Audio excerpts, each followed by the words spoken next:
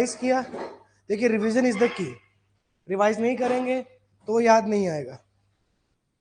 अभी भी यही चैलेंज देखने को मिल रहा है कि 1 घंटे में पेपर नहीं हो रहा, इसलिए मैंने आईआर को आज करवाऊंगा कल, और फिर ऐसे आईआर तुम्हारी खत्म। 3 दिन में आईआर, ठीक है, डन। चलिए अब आज का जो आईआर में हमारा सेगमेंट हम पढ़ेंगे वो पढ़ेंगे ग्रुपिंग्स।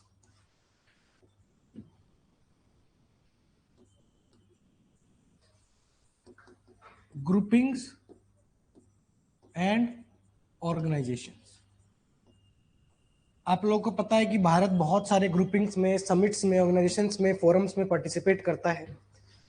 G20 हो, है, कई बार G7 में ऑब्जर्वर बन के भी जाता है। SCO हो, ब्रिक्स हो, सार्क हो, बिम्स्टेक हो, और इंडिया किस किस में पार्टिसिपेट करता है? क्वाड हो, I2U2 हो, आसियान में भी कई बार पार्टिसिपेट किया है इंडिया। और ये तो ग्रुपिंग्स हो गई, ये तो फोरम्स हो गए। और भी ऐसे परमानेंट इंटरनेशनल ऑर्गेनाइजेशन है, IMF, world bank, WTO, ILO। तो आप इन सबको पढ़ने बैठोगे तो हो गया काम।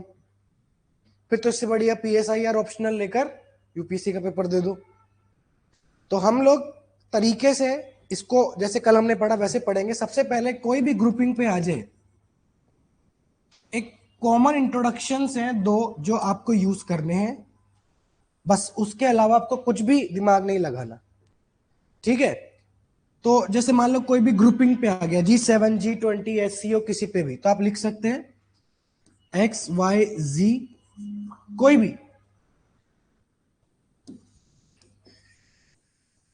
plays an important role in shaping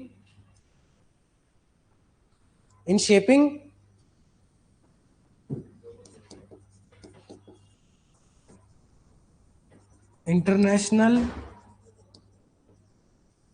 cooperation on political and economic issue। XYZ जो भी हो, plays an important role in shaping या promoting international cooperation on political and economic issues। Mostly forums आपके इसी पे ही कंसंट्रेट होते हैं, ठीक है बेटा। या फिर आप ऐसे लिख सकते हैं XYZ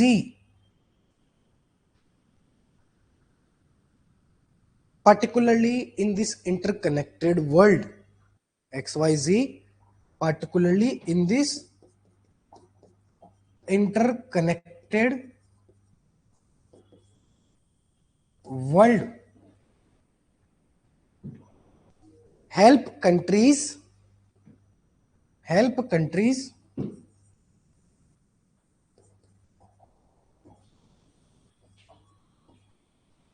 address common challenges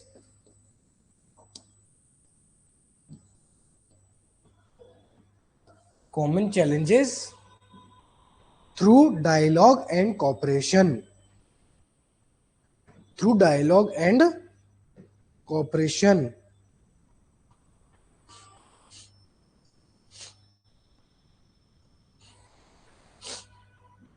ठीक है।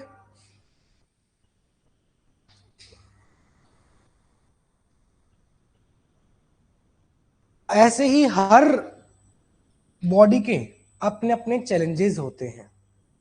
WTO इंट्रोडक्शन समझ में आ गया। अब तुम्हारे पास चैलेंजेस पे ही आएंगे भाई। UN पे चैलेंजेस पूछ लिया, WTO क्या चैलेंज फेस कर रहा है, वर्ल्ड बैंक क्या चैलेंजेस फेस कर रहा है, UN ओवरऑल कितना डिफंक्ट हो गया है। तो अगर सवाल लॉन्ग आंसर में या किसी में आता भी है तो कुछ चैलेंजेस जो ऑलमोस्ट सब में फिक्स होते हैं, जो देखने को मिलते हैं, वो चैलेंजेस हम अब डिस्कस करने वाले हैं, ठीक है बेटा। सबसे पहला चैलेंज क्या होगा जो हर कोई फिक्स कर रहा है? जो हर कोई कहीं ना कहीं कोई भी ऑर्गेनाइजेशन हो, एससी हो, ब्रिक्स हो, बिम्स्टेक हो, वहां पे देखने को मिल रहा है।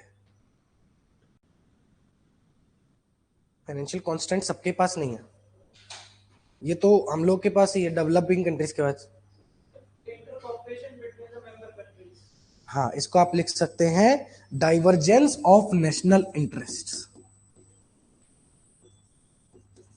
डाइवर्जेंस ऑफ, पैसे की कमी हो या नहीं हो, कोई कंट्री डेवलप्ड हो या नहीं हो, लेकिन उसके इंटरेस्ट हमेशा अलग अलग रहते हैं।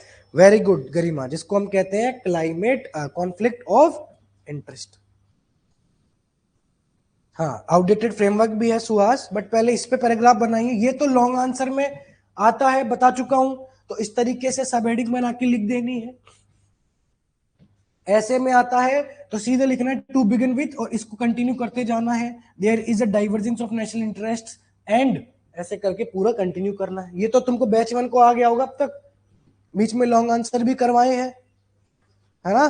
किसी को डिफिकल्टी तो नहीं है लॉन्ग आंसर में? टेस्ट भी दिए होंगे तुमने। तुम्हारा चैलेंज अभी यही आ रहा होगा ज्यादा कि टाइम पे कंप्लीट नहीं हो रहा, पॉइंट ज्यादा समझ नहीं आ रहे। स्ट्रक्चर की तो कोई दिक्कत नहीं है, बैच 1 में स्ट्रक्चर की कोई दिक्कत नहीं होनी चाहिए, बहुत प्रैक्टिस हम कर चुके हैं। अब इसमें अगर पैराग्राफ बनाना है तो बना लो। member countries often have different, yes Piyush बेटा, बढ़िया, बट पहले जो मैं लिखवा रहा हूं वो लिख लो पहले पॉइंट में, ताकि आप लोग पैराग्राफ वहां पे बना के आ जाओ। Member countries often have different economic, political and strategic priorities.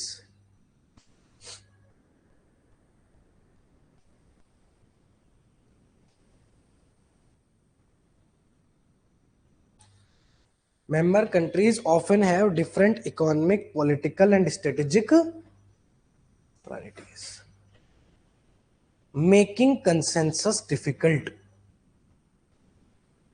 सबकी अपनी अपनी प्रायोरिटी होती है, सब अपनी अपनी सोच लेकर जाते हैं, ठीक है?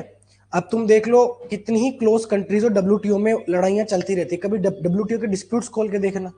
इंडिया रशिया का अपना मुद्दा चल रहा है, यूएस चाइना का, यूएस रशिया का अपना मुद्दा चल रहा है, टर्म का तो चलता ही रहता है। इंडिया यूएस में अलग वीट से रिलेटेड हो, तुम्हारे शुगर केन हो, मतलब ऐसी ऐसी चीजों पे झगड़ा चल रहा है, तुम सोच नहीं सकते इन दोनों कंट्रीज के बीच में ऐसा होता भी है क्या। आईएमएफ में देख लो, कई बार डिसीजंस को पाकिस्तान को दे दिया, कुछ लोग सपोर्ट कर रहे हैं, कुछ लोग नहीं कर रहे। अभी कौन सी मीटिंग में राजनाथ सिंह जी ने साइन करने से मना कर दिया था, जॉइंट डिक्लेरेशन, याद है तुम लोग को? पेन रख दिया था, एक सिंबल था कि मैं साइन नहीं कर रहा हूं, I am not agreeing. SCO में कौन सी समिट थी? यस, एससीओ, साइन नहीं किया कंसेंसस। भाई सारे ऑर्गेनाइजेशंस मिलते हैं, एक मीटिंग होती है, तो उसमें सब लोग, एक जॉइंट डिक्लेरेशन आता है कि उसमें एक स्टेटमेंट होते हैं कि हम सब मिलके एग्री करते हैं ये होना चाहिए, वो होना चाहिए, तो सबको साइन करने पड़ते हैं, तभी माना जाता है कि वो मीटिंग सक्सेसफुल हुई। लेकिन हाल ही में देखा गया हमारे राजनाथ सिंह जी ने साइन करने से मना कर दिया, पेन साइड में रख दिया। वो एक संकेत है कि हम झुकने वाले नहीं है, और कभी भी कंट्रीज की प्रायोरिटीज सेम नहीं हो सकती। दूसरा जो है वो है delay in decision making, delay in decision making. Consensus भी बन गया, बात भी बन गई, लेकिन डिसीजन नहीं लिए जा रहे। यूएस के तुम ट्रेड डील देख लो इंडिया के साथ, कितने एफटीए, फ्री ट्रेड एग्रीमेंट्स, कितनी डील्स चलती रहती हैं, बात पे बात होती रहती है, होटल में मीटिंग्स बुलाई जाती हैं, सब डिनर करके चले जाते हैं, लेकिन डिसीजन मेकिंग फाइनली नहीं हो पाता, बहुत टाइम लगता है चीजों को इंप्लीमेंट होने में। हाँ, बहुत सी चीजें इसमें लिखिए, the need for consultation and consensus, the need for consultation and consensus slows decision making, slows decision making. जहां पे भी आप आपसी सहमति लेने लगोगे, बातचीत करने लगोगे, वहां पे देखो टाइम लगता है। अब मैं आपको अपने बैच का एग्जांपल ही दे दूं। कुछ लोगों ने, कुछ इंस्टीट्यूट्स ने 30 लेक्चर में, 20 लेक्चर में, एक एक घंटे में 3-3 टॉपिक खत्म किए हैं, फटाफट करवा दिया। हमारे यहाँ टाइम क्यों लगता है? कुछ बच्चों की शिकायत रहती है, सर आप 1 घंटे में 1 टॉपिक कराते हो। बट जब जहां पे भी कंसल्टेशन कंसेंसस होती है, जहां पे भी आप बातचीत करते हो, सोचते हो कि एक एक इंसान सहमत हो, समझ आए, वहां पे डिसीजन मेकिंग टाइम लगती है। जहां पे ऑटोक्रेसी होती है, अब आप देख लो चाइना है, चाइना का फायदा यह है कि चाइना से पूछता नहीं है, अपने अंदर आपसी सहमति रहती है, कोई अपोज कर नहीं सकता है ब्यूरोक्रेसी या किसी को, कोई अपोजिशन पार्टी है नहीं कहने के लिए, तो सारे डिसीजन फास्ट होते हैं। लेकिन हमें पता है कि अंदर से डेमोक्रेटिक फ्रीडम, फ्लेक्सिबिलिटी कितनी है, ठीक है। तो कई बार क्या होता है, कंसल्टेशन और कंसेंसस की वजह से डिसीजन मेकिंग स्लो हो जाती है, reducing timely response to global crisis. Furthermore इसी में लिखेंगे reducing timely response to global crisis. चलो फिर एक और है चैलेंज, बताओ। चलो डिसीजन भी ले लिया, अब इंप्लीमेंट करने में दिक्कत आ रही है। क्यों क्यों दिक्कत आ रही है? इंप्लीमेंट करने में क्यों दिक्कत आती है? डब्ल्यूटीओ ने 5,000, जल मान के चलते आईएमएफ ने 5,000 करोड़ दिए, वर्ल्ड बैंक ने 2,000 करोड़ दिए, 200 करोड़ दिए, आसियान ने इतने का लोन दिया। वो लोन आया, मिनिस्ट्रीज में आया, वहां पे साइन हो रहे हैं, नीचे तक प्रपोजल जा रहा है, फाइल पे फाइल डिले हो रही है, इंप्लीमेंट होने में एजेंसी को ढूंढ रहे हैं, अपना अपना अपना अपना जो है वो चल रहा है, ठीक है। ब्यूरोक्रेसी है ना, मैं आपको बता रहा हूँ, ब्यूरोक्रेटिक इनर्शिया जिसको हम अक्सर वीडियोस में कहते हैं, सबसे बड़ी चीज है। हमारा देश मोस्टली इसलिए ही पीछे रह गया है क्योंकि ब्यूरोक्रेटिक इनर्शिया बहुत गंदा है। अगर आप लोगों के कोई कांटेक्ट में ब्यूरोक्रेट्स हो, जैसे मेरे कांटेक्ट में कुछ कुछ हैं, तो अंदर की जब बातें मुझे समझ आती है, पता चलता है कि यार मतलब ऐसा होता है ना कि अगर मान लो कोई कंपनी है, कंपनी का जैसे बहुत बड़ी मल्टी बिलियन डॉलर कंपनी है, वहां पर डिसीजन ऐसे होते हैं क्योंकि वहां पे ना उनका एक ऑब्जेक्टिव है, क्लियर प्रेशर है। प्रेशर नहीं रहता ब्यूरोक्रेसी पे, कोई प्रेशर नहीं है, कोई बोलने वाला नहीं है, पूछने वाला नहीं है। ये तो मोदी जी ने आके प्रेशर देना शुरू किया कि 2047 तक ये होना चाहिए। पहले कहां टारगेट आते थे इतने, 2030 तक ये होना चाहिए, 25 तक ये होना चाहिए। अब जब ये टारगेट आया कि $5 ट्रिलियन की इकोनॉमी बनेंगे, मैं किसी पार्टी के सपोर्टर है उसमें नहीं हूं, मैं तुम्हें वो बता रहा हूं। तो $5 ट्रिलियन इकोनॉमी की जब बात हुई तो लोगों ने मजाक उड़ाया कि यार कैसे बन सकती है, पागल बनाते हैं ये। बट ब्यूरोक्रेसी की दिक्कत ये है कि जब तक इनको टारगेट ना दो ये समझ नहीं आता, चल रहा है काम, चल रहा है, एटीट्यूड होता है, यही इस केस में है। तो इंप्लीमेंटेशन गैप जो है ना बेटा, वो बहुत ज्यादा है। ब्यूरोक्रेटिक इनर्शिया वो एक फैक्ट है, आप खुद देख लो। कई बार गए हो सरकारी दफ्तर में, ईडब्ल्यूएस सर्टिफिकेट या कई किस्त जमीनों के काम से रिलेटेड गए हो कभी? लोकल लेवल पे कितना वो होता है माता बच्ची, ये करो वो करो इधर करो। चलिए, तो बेटा इंप्लीमेंटेशन गैप्स में लिखिए agreements and declarations, agreements and declarations often face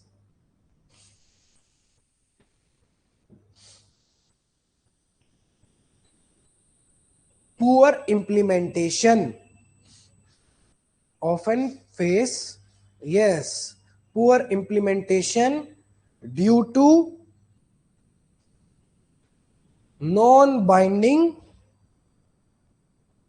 conventions, due to non binding conventions and mechanisms।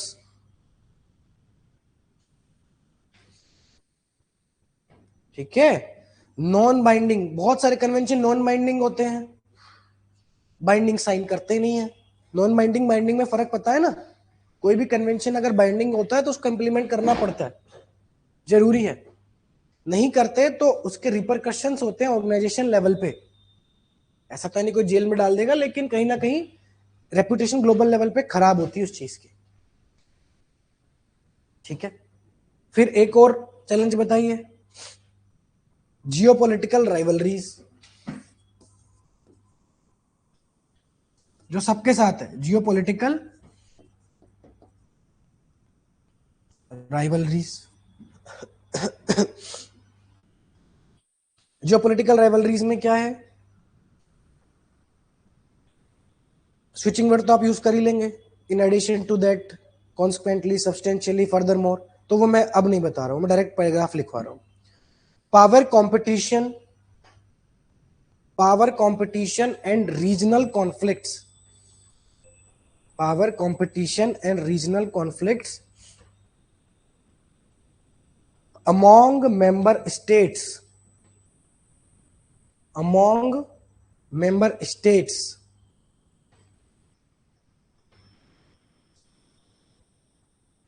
weakens cooperation,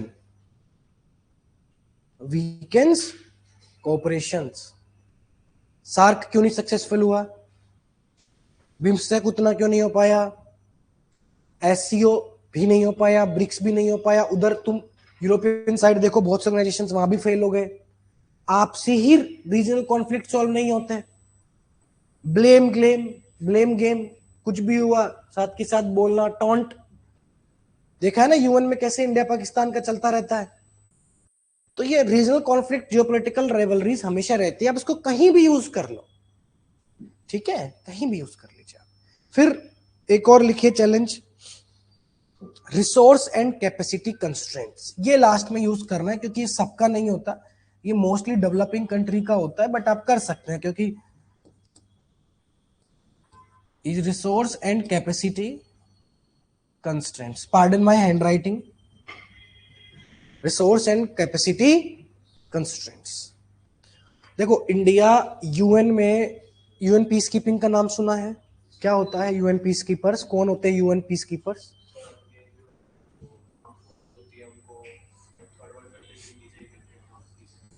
third world country जरूरी नहीं है, आपने सही बोला। यूएन पीस कीपिंग वो ट्रूप्स होते हैं, वो एक फोर्स है जो क्रिएट करी गई है शांति के लिए, जहां पे भी सिविल वॉर हो, जहां पे भी अर्जेंट रिक्वायरमेंट हो, तो वहां पे आर्मी को सपोर्ट करने के लिए पीस ट्रूपर्स जाते हैं, पीस कीपर्स जाते हैं। हालांकि इनका चैलेंज बहुत ज्यादा होता है और हर किसी को नहीं भेजा जाता। देश में अगर किसी को पीस कीपर्स में भेजा जा रहा है ना, तो वो बंदा होगा जो एक्सेप्शनल परफॉर्मेंस रही है उसकी देश में, क्योंकि वहां पे जाकर आप किसी को मार नहीं सकते। आपको यूथोपिया भेजा गया सिविल वॉर को शांत करने के लिए, वहां पे जाके इनको मना है कि आप एक तो सिविलियन की जान नहीं ले सकते, और तब भी युद्ध रोकना है बिना मारे, बिना हिंसा किए आप, क्योंकि हिंसा के तो खिलाफ आए हो ना, वायलेंस रोकने के लिए आए तो वायलेंस कैसे करोगे, वो तो हो ही रही है। तो इनका बहुत बड़ा चैलेंज रहता है। तो यूएन पीस कीपर्स में सबसे बड़ी दिक्कत यह है, इंडिया शायद थर्ड या फोर्थ लार्जेस्ट कंट्रीब्यूटर है मैन पावर भेजने में, हाईएस्ट है या थर्ड है, फोर्थ है, हाईएस्ट तो पता नहीं मुझे, बट इतना मुझे पता है थर्ड फोर्थ के टॉप 3 में ही है, लेकिन फंड के मामले में 14 से भी पीछे। पैसा इंडिया नहीं दे सकता पैसा, फिर यूएस देता है क्योंकि यूएस अपने सैनिक नहीं भेजता, तो पैसा डेवलप कंट्री से आता है, हम लोग मैन पावर भेजते हैं। ठीक है, तो ये कुछ चीजें हैं जहां पे इंडिया पैसा, अब देखो चाइना कितनी कंट्रीज को बिलियंस ऑफ डॉलर्स दे देता है, इंडिया मिलियंस ही दे पाता है, नहीं है भाई पैसा, रिसोर्स की कमी है। तो जाहिर सी बात है, चाइना और इंडिया में अगर मैं बोलूं ग्लोबल डिप्लोमेसी में कौन जीत रहा है, अगर बिल्कुल टू द पॉइंट बात करें तो चाइना जीत रहा है, क्योंकि भाई रिसोर्सेज ज्यादा है, कैपेसिटी ज्यादा है। वही बात होगी दुनियादारी की, जिसके पास ज्यादा पैसा है दुनिया तो उसी की तरफ भागेगी। तो रिसोर्स और कैपेसिटी कंस्ट्रेंट्स में लिखिए, yes, China is also countering inclusion of Indian P5 group, हमेशा से होता है। अब देख लो ना यूएनएससी में परमानेंट में चाइना हमेशा पोस्ट करता रहता है। चलिए, financial, technical and human resources, financial, technical and human resource shortage affect functioning affects functioning of, जो भी ग्रुपिंग का नाम है XYZ, affects functioning of XYZ, especially in developing countries.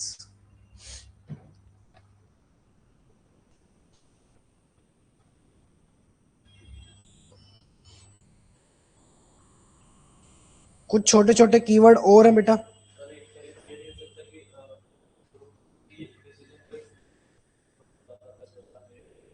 जो ज्यादा, हाँ, हेजेमनी जो है वो वन साइडेड है, कह सकते हैं। अभी फटाफट फटाफट और कीवर्ड्स लिख लीजिए बेटा। क्या रिपीट करूं गरिमा, अब तो गया, क्या रिपीट करूं इसमें? Financial, technical, human resource shortage affects या एडवर्सली अफेक्ट्स, क्या था? Functioning of these XYZ groupings particularly in developing countries। हाँ चलिए, अब फटाफट फटाफट कुछ कीवर्ड्स लिख लीजिए, अगर ये कंटेंट कम पड़ जाए तो और भी कुछ चैलेंजेस है।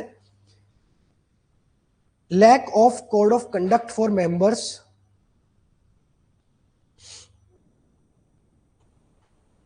Lack of code of conduct for members,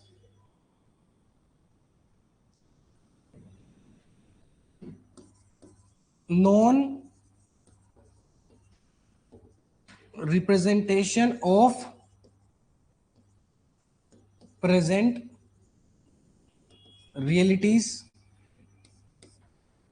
non representation, आज की रियलिटी को प्रेजेंटेशन ही नहीं, आज मुद्दे क्या है, असली मुद्दों की तो बात ही नहीं होती है। लैक ऑफ रिसोर्सेज तो हो ही गया। हाँ, जैसे आपने कहा ना कि डोमिनेट करते हैं कुछ ग्रुप्स को, कुछ कंट्रीज जो है वो पॉलिटिक्स करके अपनी हेजमेनी, अपनी डोमिनेंस बरकरार रखती है, उसको कहते हैं प्रोन टू पॉलिटिसाइजेशन। पॉलिटिक्स हर जगह है, जहां पे पीपल है वहां पे पॉलिटिक्स है। प्रोन टू पॉलिटिसाइजेशन मतलब जनरली कंट्रीज उसी के फेवर में वोट करेगी जहां पे उनके इंटरेस्ट मैच होते हैं। ठीक है, चलिए अब कुछ सॉल्यूशंस की बात करते हैं। सबसे पहला सॉल्यूशन क्या होगा जो हर जगह अप्लाई होगा? कुछ कीवर्ड्स हैं वो लिख लीजिए। Overcoming diversities,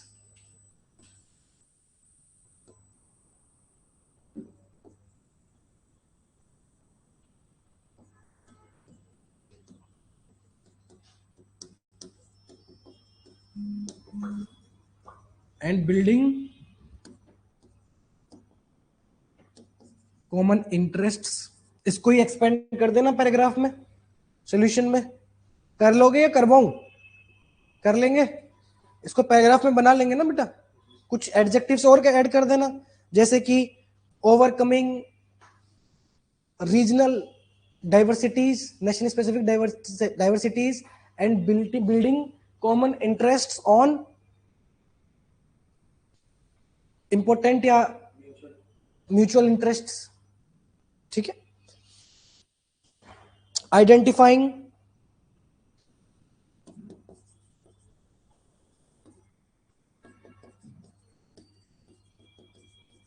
priorities across all differences. Priorities को आइडेंटिफाई करना सारे डिफरेंसेस में, and building a collective strategy. ठीक है, और क्या हो सकता है?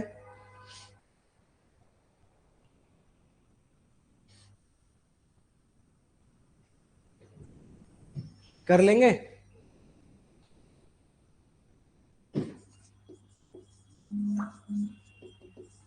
प्रोविजन फॉर, बेटा दया अगर आपको अभी भी पैराग्राफ में लिखना नहीं आ रहा ना, आई वुड एडवाइज यू आप लेक्चर छोड़ो और जितनी अभी मैंने बैच 1 में क्लासेस डाल दी हैं, 43 क्लासेस हो चुकी हैं, आप दोबारा देखो। यहां पे आने के बावजूद भी इस क्लास में अगर आप अभी पैराग्राफ नहीं बना पा रहे हैं, आप क्लास में रहने का कोई मतलब नहीं। आप वापस शुरू से अटेंड करो क्लास, जितने पैराग्राफ्स में एक एक वर्ड बोल बोल के सिखाए हैं वो सारे लिखो। ऑनेस्टली कह रहा हूं, जब अपनी ऑलमोस्ट 5 सब्जेक्ट कंप्लीट हो चुकी, लास्ट ही है, तो उसके बाद भी ऐसे में पैराग्राफ बनाने में दिक्कत नहीं आनी चाहिए। कितना टाइम लगता है? आइडेंटिफाइंग प्रायोरिटीज कैसे लिखेंगे? Furthermore it is imperative to identify priority areas across all differences and building a collective strategy to mitigate the differences या mitigate the challenges। बन गया पैराग्राफ?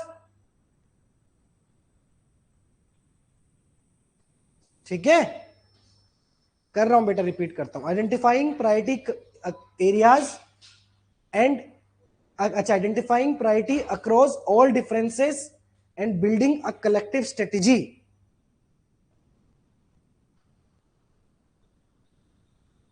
सच बताना, दिक्कत तो नहीं आ रही ना पैराग्राफ बनाने में? क्योंकि अब वो चैलेंज नहीं हो सकता यार कि बैच खत्म हो रहा है पैराग्राफ बनाना सीखे। अब तुमको कॉम्प्रहेंशन पे भी तो आना है। अब अपने को एडवांस टॉपिक्स भी पढ़ने हैं, लॉन्ग आंसर भी करने हैं। चलो एक और चीज लिखो, ये हो गया प्रोविजन। हाँ, provision of timely and accurate information to reduce politicization, to reduce politicization।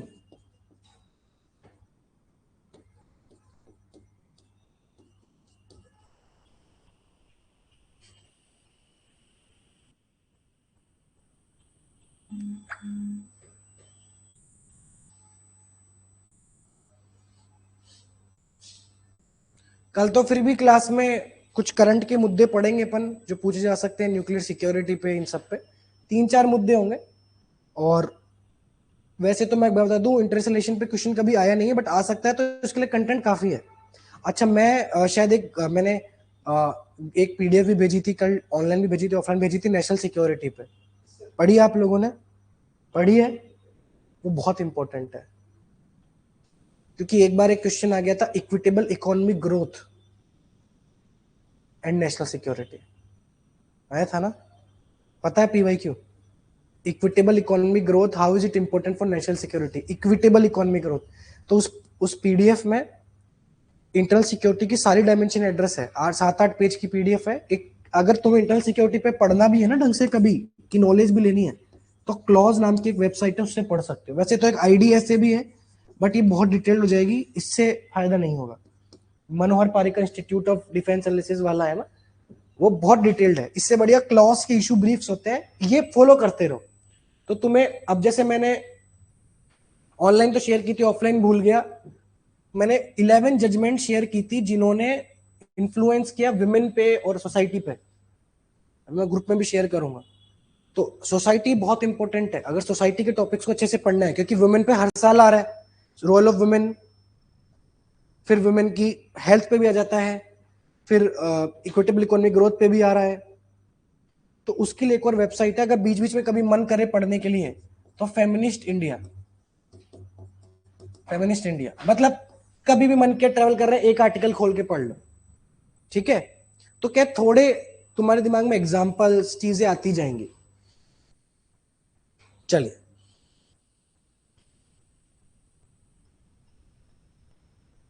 कितने पॉइंट हो गए सॉल्यूशंस में? और लिख लो थोड़े से, 2-3 और लिख लो। ये तो बोल दिया बेटा, accurate information to reduce politicisation. लिखिए, regular dialogue and consultation among member countries. Regular dialogue and consultation among member countries to strengthen consensus. हाँ, feminismindia.com शायद ऐसा ही है, फेमिनिस्ट इंडिया, फेमिनिज्म इंडिया, मतलब जो भी हो, कितना डिफरेंस, यही है, ठीक है। Reforming structures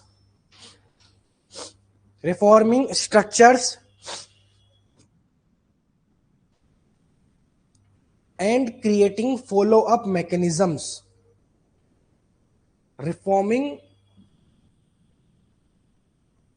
structures and creating follow-up mechanisms to ensure timely, targeted and transparent to ensure timely, targeted and transparent implementations of decisions. Timely, targeted, transparent implementation of decisions.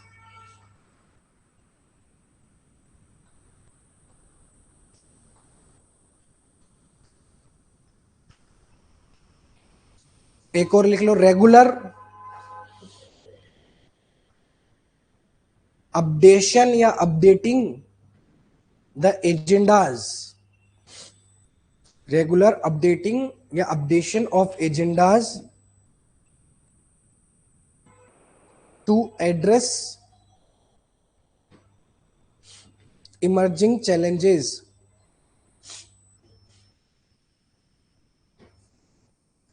challenges such as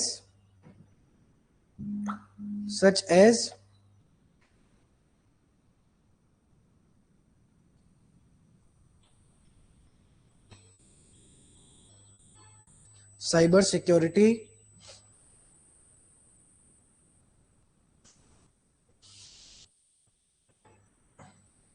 pandemics, cyber security, pandemics and climate risk.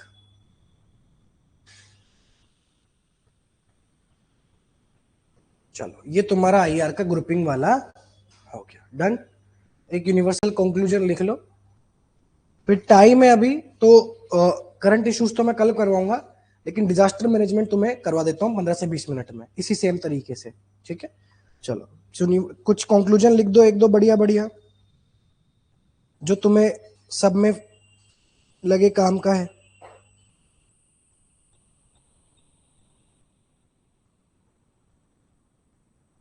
3C से क्या बनेगा?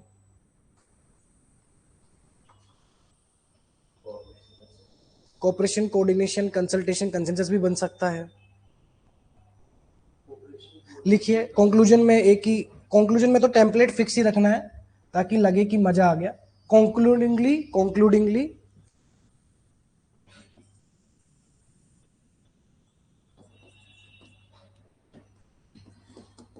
in a changing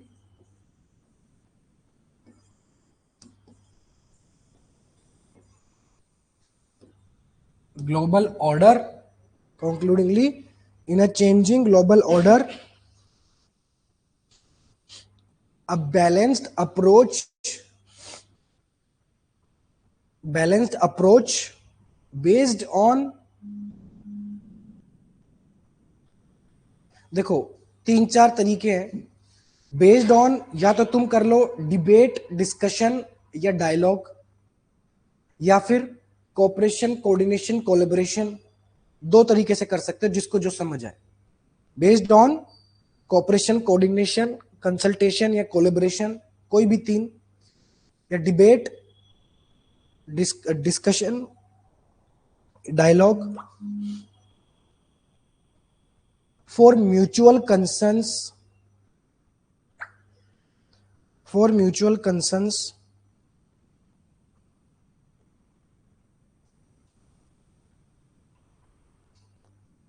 remains the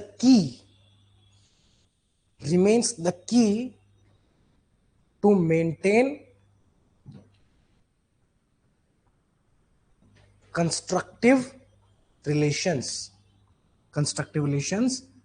और इसमें आप वासुदेव कुटुंबकम का भी use कर सकते हो कि as emphasised by India through its philosophy of वासुदेव कुटुंबकम, the world is one family, है ना। वासुदेव कुटुंबकम का क्या मतलब है? कुटुंबकम क्या होता है?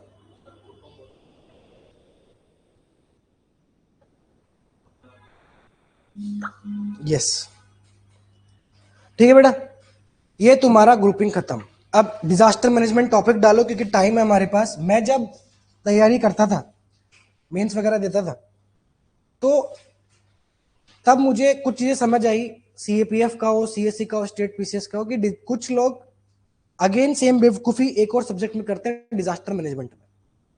Flood, earthquake, tsunami, urban flood हो गया, फॉरेस्ट फायर हो गया, और कौन से डिजास्टर होते हैं, एवलांच हो गया, लैंडस्लाइड हो गया, साइक्लोन हो गया, सब पे अलग अलग पढ़ेंगे कि कौन सा डिजास्टर आ रहा है, क्या चैलेंजेस हैं, क्या सॉल्यूशंस हैं। लेकिन ऐसा नहीं है। कुछ स्मार्ट कीवर्ड्स आप डिजास्टर मैनेजमेंट, हालांकि डिजास्टर मैनेजमेंट में कभी आया नहीं है सवाल, बट हुए कितने टीयर 2 है, मैं तो ये पूछता हूं, 3 ही तो हुए। तो अगर ये सवाल भी आ सकता है, टेक्नोलॉजी ने ग्लोबल विलेज, हाँ न्यूक्लियर एक्सीडेंट भी हो गया, टेक्नोलॉजी ने ग्लोबल विलेज या फ्रीडम ने अब तक हमको क्या सिखाया है, तो ये डिजास्टर मैनेजमेंट पे भी आ सकता है। तो टॉपिक डालो डिजास्टर मैनेजमेंट, डिजास्टर मैनेजमेंट। और जैसे जैसे कीवर्ड्स में लिखवाते जाऊं बेटा, वैसे वैसे लिखते जाओ। डिजास्टर मैनेजमेंट का तरीका और कुछ भी नहीं है, 15 मिनट के अंदर कोई भी डिजास्टर पे सवाल है तुम लोग टैकल कर पाओगे, ठीक है। डिबेट, डायलॉग एंड डिस्कशन बेटा, डायल या डिजास्टर मैनेजमेंट। तो सबसे पहले तो डेफिनेशंस जो हैं वो बस तुम्हें एक तो सारी डिजास्टर की अलग अलग याद होनी चाहिए। तो फटाफट कॉपी खोलो, कुछ कुछ डेफिनेशन सबकी अलग अलग लिख लो, बस डेफिनेशन डेफिनेशन। बाकी चैलेंजेस, सॉल्यूशंस, वे फॉरवर्ड, क्या है क्या नहीं है, अब डायनामिक सब सेम रहेंगे। जैसे सबसे पहले अर्थक्वेक, तो अर्थक्वेक क्या होता है, कीवर्ड्स में नोट करना सीखो, है ना, पूरा नहीं लिखना। अर्थक्वेक क्या है, shaking of the surface of अर्थ,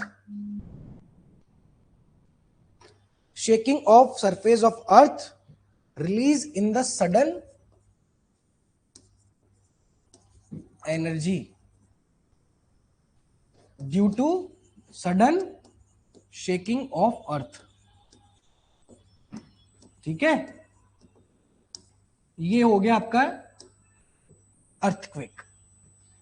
फिर ड्रॉट क्या होता है, ड्रॉट, व्हाट इज ड्रॉट, सूखा पड़ना तो होता है।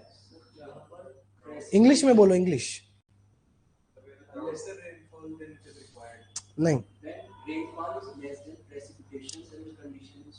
बेटर, बट इसका भी एक अच्छा डेफिनेशन है, drought is a prolonged, drought क्या होती है,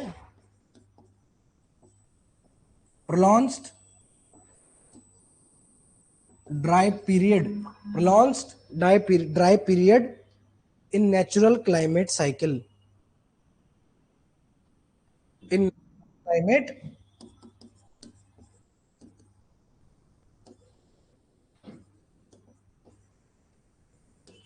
क्लाइमेट साइकिल। फ्लड क्या होती है, yes, a flood is the overflow of water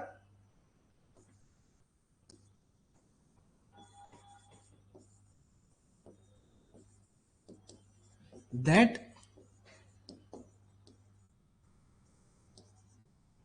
submerges land, that submerges land। Heat wave क्या होता है, हीट वेव क्या होगा,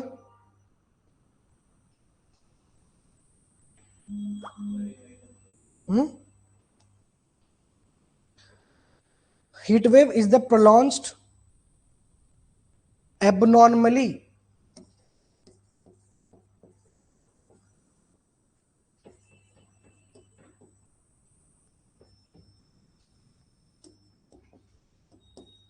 prolonged abnormally high surface temperature। Introduction के लिए बता रहा हूं कि इंट्रोडक्शन में आ जाए तो एक लाइन तो अलग होनी चाहिए। prolonged abnormally high surface temperature relative to naturally expected। Relative to naturally expected. Landslide क्या होता है? मूवमेंट, या फिर कह सकते हैं मूवमेंट, लैंडस्लाइड क्या होती है? Movement of mass of, movement of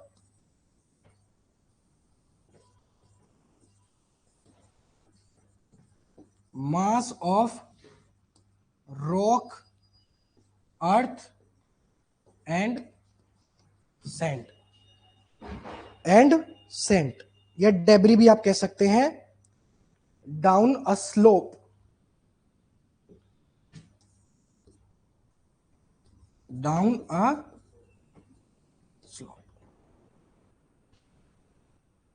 ठीक है, लिख लिया, हटा दू? हाँ वैभव, यही है बेटा। फॉरेस्ट फायर क्या होता है? Forest fire, forest fire is a fire या wildfire that spread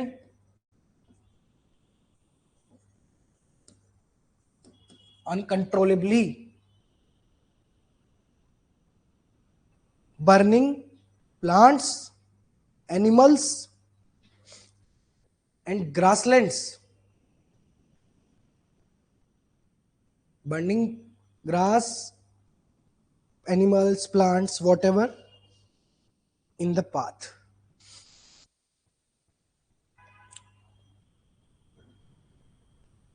cyclone क्या होता है? A cyclone is defined as a powerful storm, आगे, powerful storm containing strong winds and rains.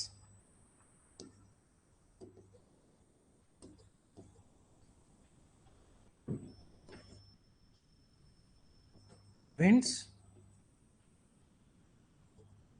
and rains, ठीक है।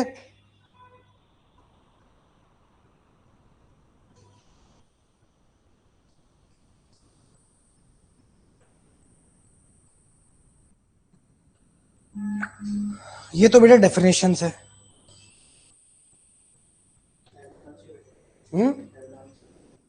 एवलांच भी होता है, बट इसको हम बायोटेरिज्म एवलांच को थोड़ा अलग से, मैं एडवांस टॉपिक कुछ कुछ कराऊंगा ना तब पढ़ेंगे, बायोटेरिज्म, केमिकल टेरिज्म, थोड़ा सा मैं उसको उसमें लेके चल रहा हूं। अब हमेशा की तरह कॉजेज जो हैं,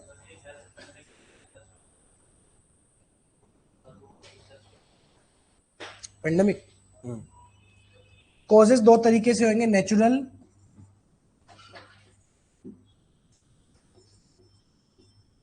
एंड एंथ्रोपोजेनिक। हर डिजास्टर के दो तरीके से होते हैं कॉजेज, नेचुरल और एंथ्रोपोजेनिक। तो जब भी कोई डिजास्टर आप लिख रहे हैं, कॉजेज आप बता रहे हैं, तो नेचुरल कॉजेज उसके वो होंगे जो आपको बेसिक नॉलेज है उस बारे में। जैसे मैं बात करता हूं अगर साइक्लोन, तो साइक्लोन के नेचुरल कॉज क्या हो सकते हैं? प्रेशर डिफरेंसेस हैं, स्ट्रॉन्ग विंड्स हैं, रेन्स हैं, वार्म वाटर वाल, जो भी आपको बेसिक नॉलेज पता है उस चीज के बारे में। सुनामी, सुनामी का नेचुरल कॉज क्या है? हालांकि सुनामी को कोई वैसे कह नहीं सकते एंथ्रोपोजेनिक है, बट होते हैं। फॉरेस्ट फायर का नेचुरल क्या है? हीट वेव्स हो गया, यूवी रेडिएशन वाला हो गया, ह्यूमिडिटी का भी रोल होता है। नेचुरल तो जो तीन चार चीज आपको पता है वो छोटी सी एक लाइन में आप डाल सकते हैं। यहां पे मेन है एंथ्रोपोजेनिक। एंथ्रोपोजेनिक क्या क्या कारण है? ऑलमोस्ट सब डिजास्टर के जो सेम है, बताइए।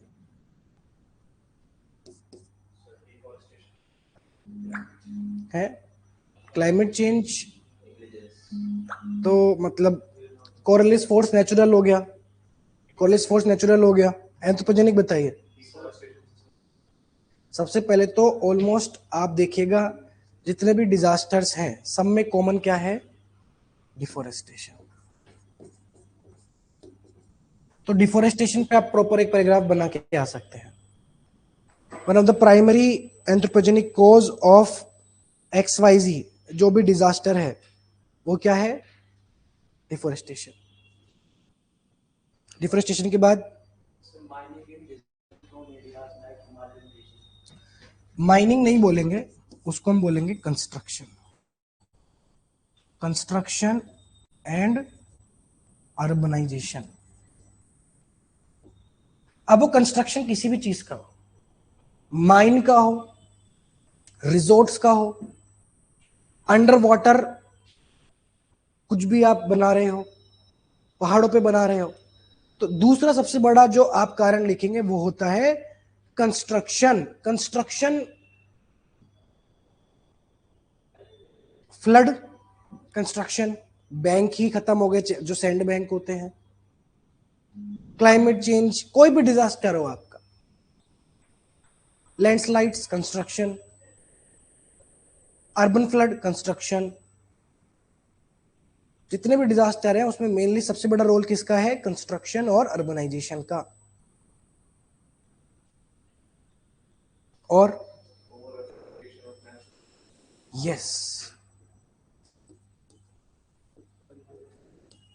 Over exploitation of natural resources. Over exploitation of natural resources.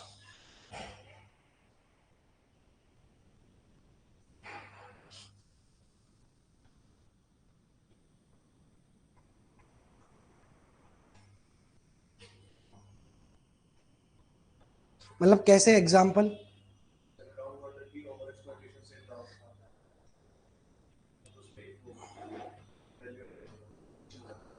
ठीक है, ग्राउंड वाटर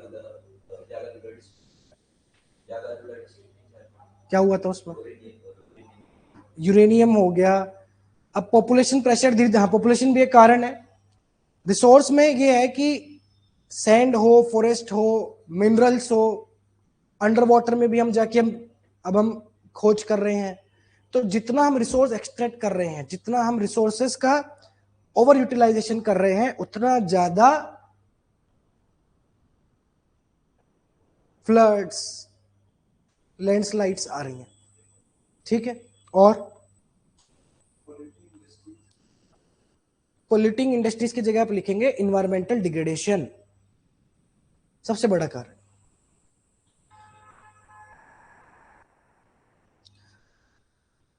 अब चाहे वो लैंड डिग्रेडेशन हो, इन्वायरमेंटल डिग्रेडेशन,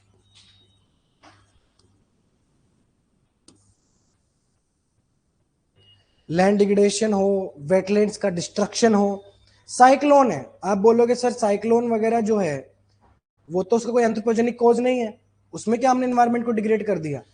बट कॉज अगर नेचुरल हो, लेकिन एम्प्लीफिकेशन तो एंथ्रोपोजेनिक हो सकता है। बढ़ा तो तुमने दिया, गर्मियां तो पहले भी आती थी, हीट वेव तो तुमने ला दी ना, फ्लड्स तो पहले भी आती थी, अर्बन फ्लड्स, फ्लैश फ्लड्स, ग्लोफ, कितने सारे फ्लड्स आ गए। ग्लोफ सुना है ना? ग्लेशियर लेक आउटबर्स्ट फ्लड, ये फ्लड तो पहले भी आती थी। इंडस वैली सिविलाइजेशन का डिस्ट्रक्शन का एक कारण फ्लड ही बताया जाता है थ्योरीज में। तो फ्लड्स वगैरह पहले भी आती थी, लेकिन आपके एंथ्रोपोजेनिक कॉजेस जैसे कि environmental degradation, land degradation, wetlands का डिस्ट्रक्शन, पीटलैंड का डिस्ट्रक्शन, इस वजह से वो और एम्पलीफाई हो गया है, डिजास्टर की इंटेंसिटी और बढ़ गई है। वेटलैंड्स इसलिए काम आते थे ना साइक्लोन की, फ्लड्स की कैपेसिटी को रोकने के लिए। खत्म, खत्म, क्या कर लेंगे? चलिए एक और कारण बताइए। नेग्लिजेंस की जगह आप लिख सकते हैं वीक गवर्नेंस एंड रेगुलेशन। एक और जो सबसे बड़ा कारण है सब में, सारे डिजास्टर में, वीक रेगुलेशन एंड गवर्नेंस। अब हमारे देश में पार्टिकुलरली डिजास्टर के लिए कौन सा एक्ट प्ले करता है? एक तो अथॉरिटी एनडीए में है और एक नेशनल डिजास्टर्स एक्ट। कब का है? 2005 का। और एनडीआरएफ है जो इसके अंदर मैनेज करती है। तो फोर्स भी है, एनडीए में अथॉरिटी भी है, लेकिन गवर्नेंस, अब जितने भी आप लॉज देख लो डिजास्टर से रिलेटेड, अब अभी इंडिया पाकिस्तान का चल रहा था, वो सिविल एक्शन प्रोग्राम हुए, क्या कह रहे थे उसको, क्या कह रहे थे, मॉक ड्रिल्स। तो कितने लोगों ने पार्टिसिपेट किया? बहुत कम लोगों ने। हमारी सोसाइटी में तो उल्टा, जब लाइट बंद करनी थी उस टाइम पे जला दी, सबने जला दी ये देखने के लिए कि क्या हो रहा है। खुद बंद नहीं किया कि बाहर क्या हो रहा है देखे तो सही। मूर्खों को ये नहीं पता कि तुम्हें लाइट बंद करनी है, पहली एक्टिविटी तो ये है, समझे? तो poor enforcement of safety laws या इन्वायरमेंटल नॉर्म्स, ये डिजास्टर के इंपैक्ट को और बढ़ा देता है। आप में से कितने लोग प्लास्टिक का यूज बंद कर दिए हैं? कंप्लीटली नहीं लेते हैं, वॉलंटरली, है ना? तो ये है। और एक और कारण बताओ, पॉपुलेशन का प्रेशर। पॉपुलेशन का प्रेशर भी है, ये भी एक कारण है। दिल्ली में तो पॉपुलेशन है ही, यहाँ पे एयर पोल्यूशन से परेशान होकर शिमला की पॉपुलेशन बढ़ा रहे हैं, लद्दाख की बढ़ा रहे हैं, मनाली की बढ़ा रहे हैं, वहां पे जाके अपना इंजॉयमेंट के नाम पे चल रही हैं बोतलें, है ना, खुल रही हैं ढक्कन। क्या हो रहा है उससे? Over exploitation of land, water, minerals, overall human induced disasters को बढ़ा देते हैं। ह्यूमन इंड्यूस्ड डिजास्टर्स बढ़ जाते हैं। अब देख लो ना क्या हालत हो गई वहां पे, रिजॉर्ट्स, होटल्स हर जगह खुल गए। बेचारे पहाड़ी लोग भोले होते हैं, यहाँ के लाला लोग चले जाते हैं वहां पे, जमीनें खरीद खरीद के बैठ। ऐसे तो कई बार रेस्ट्रिक्शंस होती हैं, ऐसे जल्दी से नहीं ले सकते आप वहां पे, but again everything is possible. वही, चलिए, ये तो हो गए आप लोगों के क्या कॉजेस, समझ में आ गया? समझ में आ गया? अब कॉन्सिक्वेंसेस, इसके कॉन्सिक्वेंस क्या है? कोई भी डिजास्टर हो उसके कॉन्सिक्वेंसेस अगर आपको डिस्कस करने हैं, चाहे ऐसे में आप करिए चाहे लॉन्ग आंसर करिए, कि दो तरीके से आप करेंगे। सबसे पहले कॉन्सिक्वेंसेस ऑन ह्यूमन, मतलब तीन चार तरीके हो सकते हैं। ह्यूमन हो गया, सोसाइटी हो गया,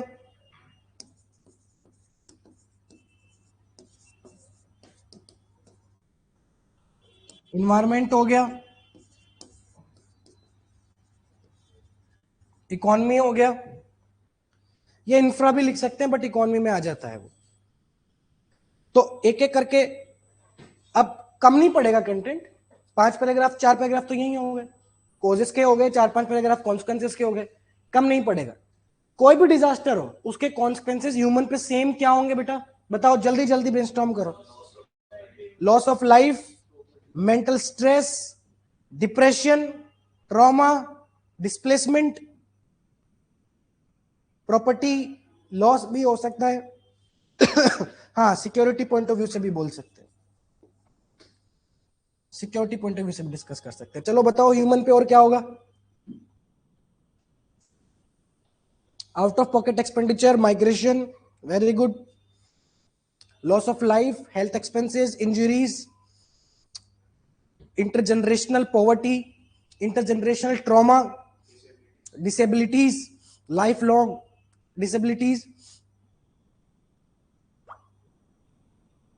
ठीक है, सोसाइटी पे क्या होगा? ह्यूमन हो गया, सोसाइटी पे क्या होगा? डेवलपमेंट बेस्ड, सॉरी, डिस्प्लेसमेंट हो गया, disasters induced displacement, poverty, multi dimensional poverty, और social fabric will disrupt, diseases. ठीक है, और isolation, social isolation, social exclusion will increase, deviances, deviance बढ़ जाएंगे सोसाइटी में, क्राइम्स बढ़ जाएंगे।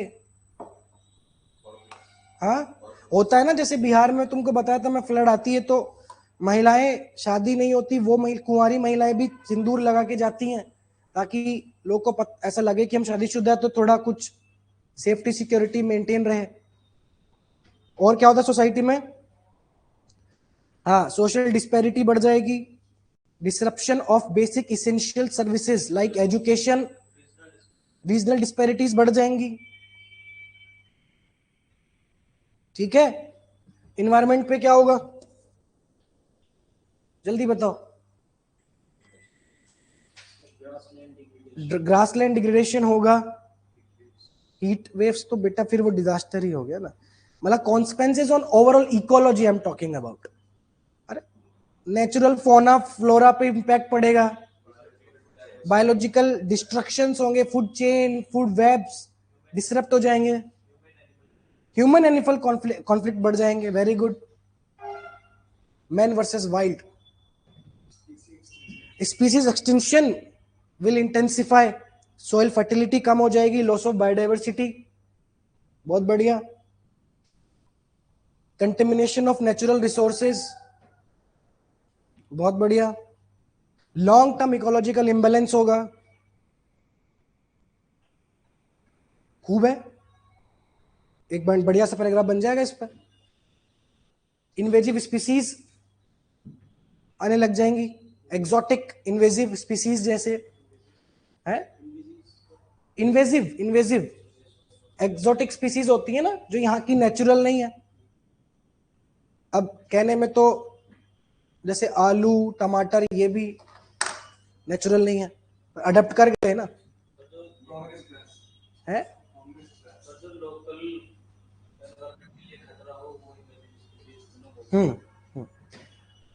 बट खतरा ये कि अडप्ट कर पाते हैं कि नहीं कर पाते हैं। अडप्ट कर लिए तो ठीक है। यस, चलिए इन्वायरमेंट हो गया। अब इकोनॉमी पे क्या इंपैक्ट पड़ेगा, जल्दी क्विक।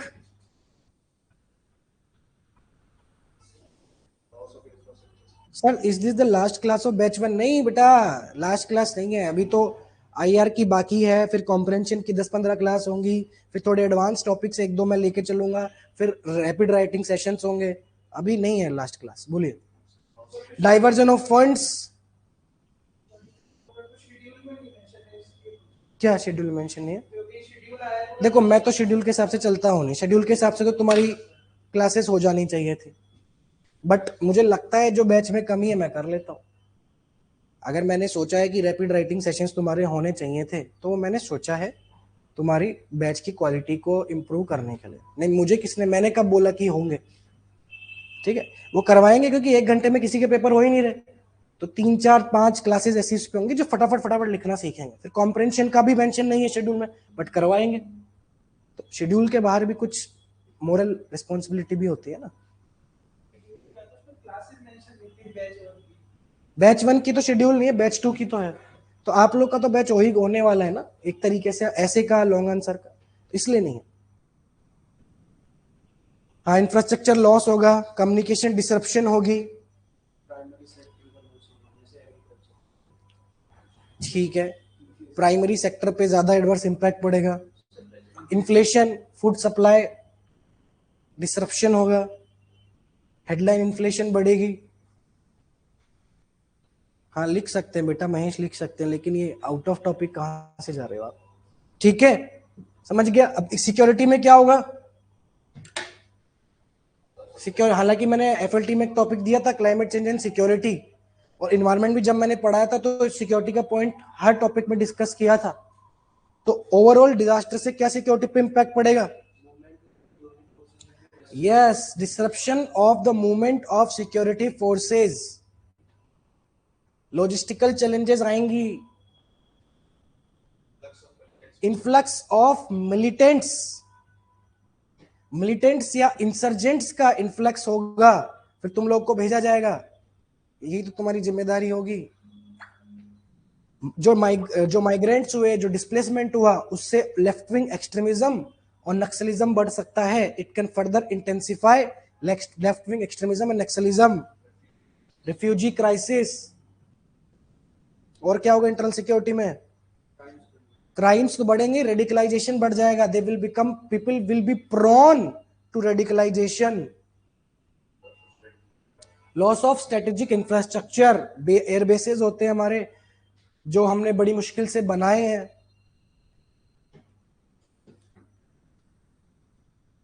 पब्लिक ऑर्डर तो डिसरप्ट होगा ही, लॉ एंड ऑर्डर तो होगा ही, बॉर्डर फेंसिंग भी डिसरप्ट होगी। फेंसिंग अभी देखा नहीं, फ्लड के चक्कर में इंडिया से कितनी भैंसें चली गई पाकिस्तान में, कितनी चली गई थी।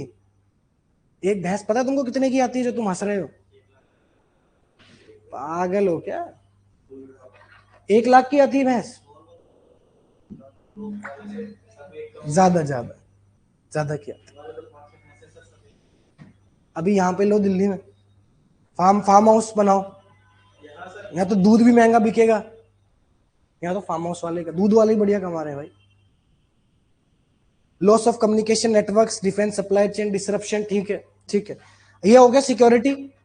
अब लिख लो प्रिवेंशन। प्रिवेंशन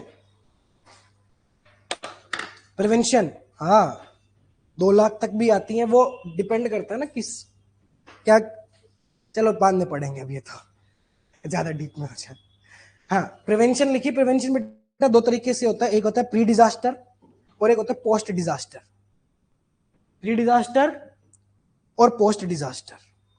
प्री डिजास्टर में फटाफट फटाफट लिख लो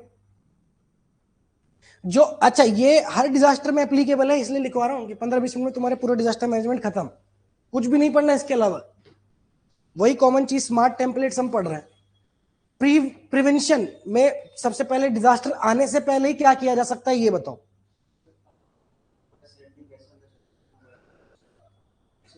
हाँ हाँ मैं मना नहीं कर रहा, पर उसकी जगह कुछ और भी कीवर्ड्स है जो आप लिख सकते हो। इवैक्यूएशन प्लान, एसएमएस हो गया, ये सब लिखो जल्दी जल्दी। Risk and vulnerability assessments, risk and vulnerability assessments pre disaster में, डिजास्टर आने से पहले। Risk and vulnerability assessments, estimation of emergency,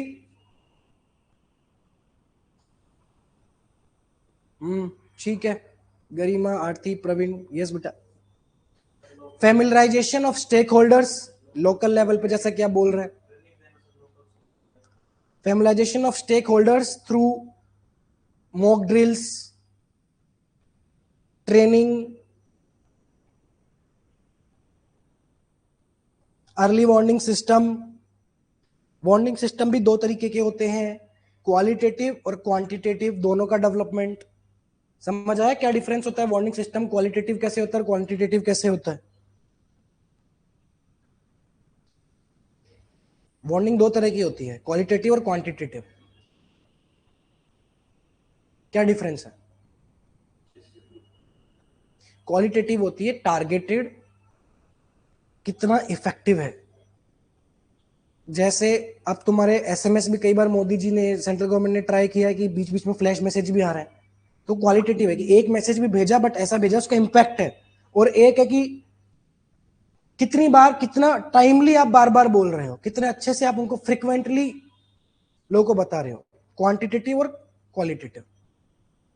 developing SOPs, क्या रिपीट करूं बेटा अर्चित, क्या रिपीट करूं ये बताओ? क्या क्वालिटेटिव क्वांटिटेटिव वार्निंग सिस्टम? बस।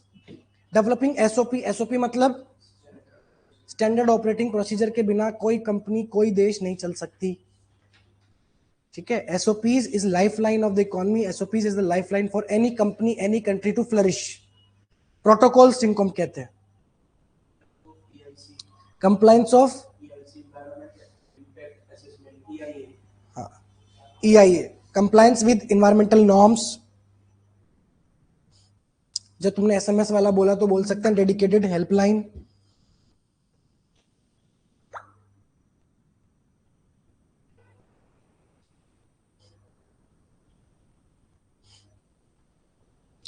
Stock piling of necessary materials,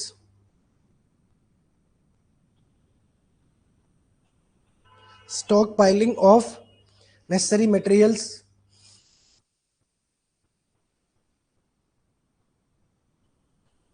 sir what is the difference between IB, ACIO and ASO in IB?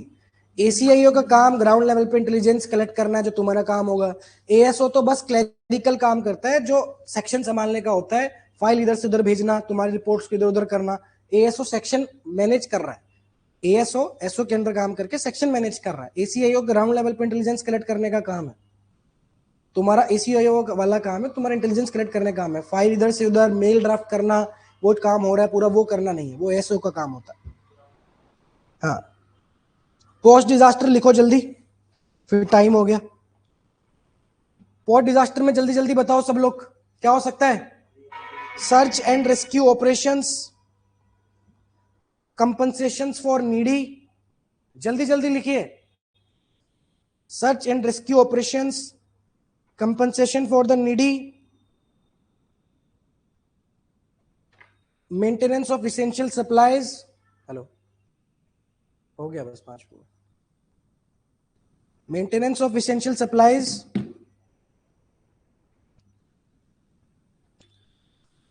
हाँ, इमरजेंसी शेल्टर एंड केयर। बेटा एजुकेशन और ट्रेनिंग कैसे हो, मतलब मैं फ्लड आ गई, मैं बेहोश हूं और मुझे एजुकेशन ट्रेनिंग कैसे दोगे आप? हैं, वही बात है ना कि डूबती मछली को तैरना नहीं सिखाना है। वो तो हो गया बेचारा, एक टांग नहीं चल रही है, अब उसको कैसे ट्रेनिंग दोगे तुम? अब कैसे एसएमएस की, बेटा देखो एसएमएस आया था तुमने क्यों नहीं किया, ऐसे थोड़ी। ये तो प्री प्री हो गया ना, पोस्ट डिजास्टर हो चुका तबाह, तुमने सब कुछ कर लिया, अब क्या करना है ये बताओ, वो वाली चीज है। Quick assessments of destruction,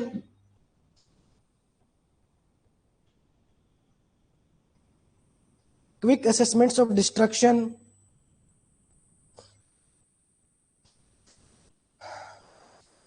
mental health, spiritual support. और क्या हो सकता है?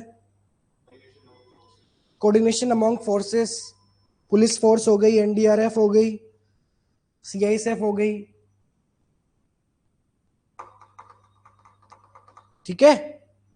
चलिए लास्ट में कंक्लूजन, एक प्यारा सा कंक्लूजन बनाना है जो सब जगह फिट हो जाए। वो कंक्लूजन क्या होगा डिजास्टर में? कंक्लूडिंगली,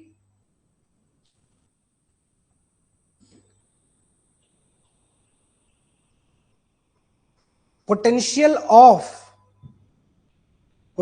of SAARC disaster management centre should be, SAARC disaster management centre, SAARC ऐसे, अरे सार्क यार, सार्क है ना, सार्क बिम्स्टेक, तो उसका डिजास्टर मैनेजमेंट सेंटर कहां पे है? इधर तुम्हारे पास में, दिल्ली में। Utilising potential of SAARC disaster management centre as well as Sendai framework, सुना है क्या होता है? फ्रेमवर्क है डिजास्टर मैनेजमेंट को टैकल करने के लिए, डिजास्टर मैनेजमेंट को ठीक करने के लिए रिडक्शन स्ट्रेटेजीज होती हैं। डीप में नहीं जाना, बस इतना लिख लो, सार्क डिजास्टर मैनेजमेंट सेंटर और सेंडाई फ्रेमवर्क को यूज करना to mitigate the disasters, to mitigate the disasters. एक ह्योगो फ्रेमवर्क भी होता है।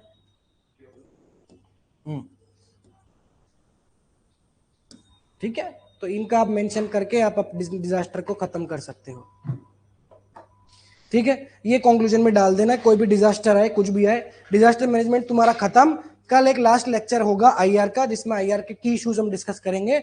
उसके बाद हमारे कॉम्प्रेंशन बता देता हूं, आगे तुम कंफ्यूज हो, फिर कॉम्प्रेंशन स्टार्ट होगा मोस्ट प्रोबेबली 5 6 7 दिन 8 दिन चलेंगे, जब तक तुम लिखना नहीं सीख लो।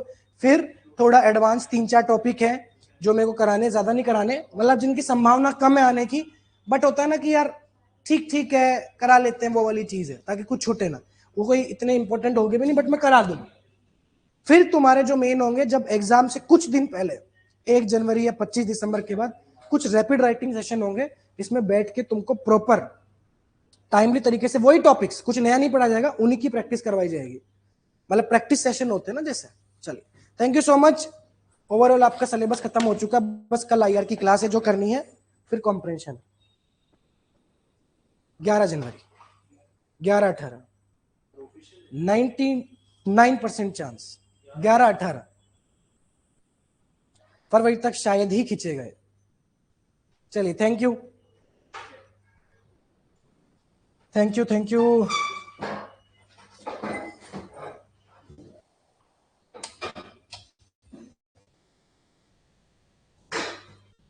एग्जाम डेट नहीं आई बेटा, पता है मुझे, बट हम लोग एग्जाम डेट का थोड़ी वेट करेंगे, ऑफिशियल नहीं आएंगे अभी, अब आएंगे। Thank you.